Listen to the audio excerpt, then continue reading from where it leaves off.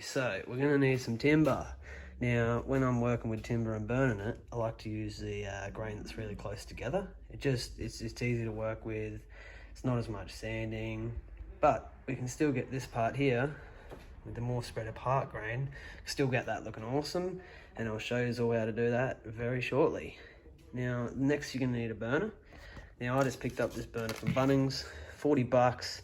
Come with this little attachment here, and it's great. It's basically like a huge jet lighter, real easy to work with. And yeah, next you're gonna need some sandpaper. Now I just use 180 grit, just with my hand there. Now if I've got a bigger piece, I use this. It's a Ryobi orbital sander. Now if I'm using this, I use 240 grit because that thing spins way quicker than I can hand sand. Alright, so once you light your torch, you're ready to burn. Now we're going to start with the smaller bit of timber first, and what you want to do is you want to burn all the lighter bits of the grain. Try not to burn too much of the darker bits, because you'll just have to sand a bit more when it comes sanding time, but it's no big deal if you do. So what you want to do is you want to do nice upward strokes, trying not to point the torch too close to the timber, otherwise it will result in burning it too much. So you want to do a light to a medium burn on all the lighter bits. So repeat this process until you're happy with the way the timber looks.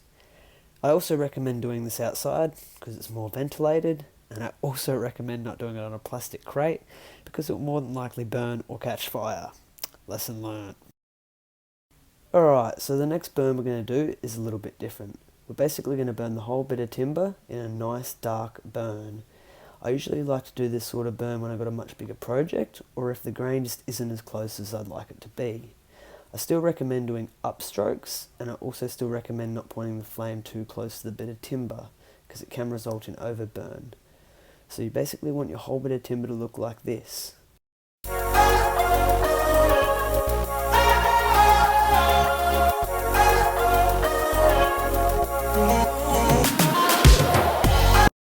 Once your timber's completely burnt like this, you're ready for some sanding. So you got your two different burnt timbers. You got this one. Get your full dark one. We'll start with this one first. So this one's really easy. Just want to grab your 180. Give it a little light sand.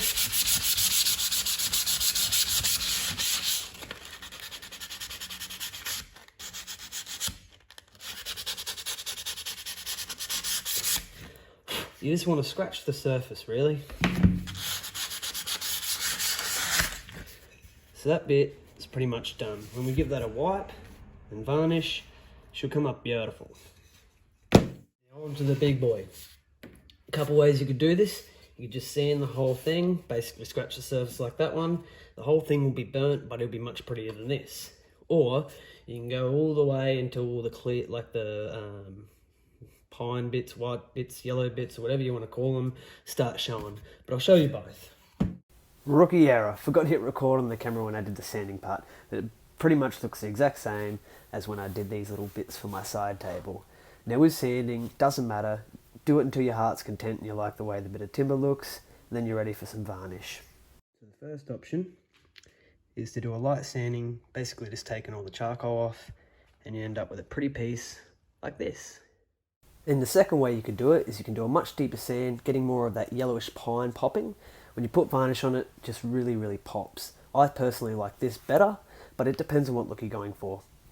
So I used a clear water-based varnish by Bunndale with a satin finish. I really like it because it makes the timber and the burnt bits pop, but I suggest having a play with a couple different ones and seeing what you like the best.